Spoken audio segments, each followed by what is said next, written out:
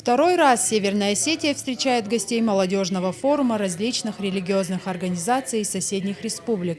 В мероприятии также приняли участие молодежные организации и научное сообщество Северного Кавказа, Абхазии и Южной Осетии. Главным предметом обсуждения стали проблемы Кавказского региона – сохранение мира и стабильности. Мне кажется, что такой форум, он крайне сегодня нужен для налаживания и развития взаимопонимания между православием и исламом в первую очередь, ну а также между всеми этноконфессиональными группами нашей большой страны, поскольку есть те, кто пытаются вбить клин в отношения между и конфессиями, и национальными группами. Религиозный фактор здесь имеет чрезвычайно важное значение. В этот раз форум собрал более 200 человек. По мнению участников, сегодняшняя молодежь – это локомотив страны, который способен наладить межнациональный и межконфессиональный диалог на Северном Кавказе. Религиозный аспект сегодня выходит за рамки, собственно, самих мечетей и храмов, так как мы видим,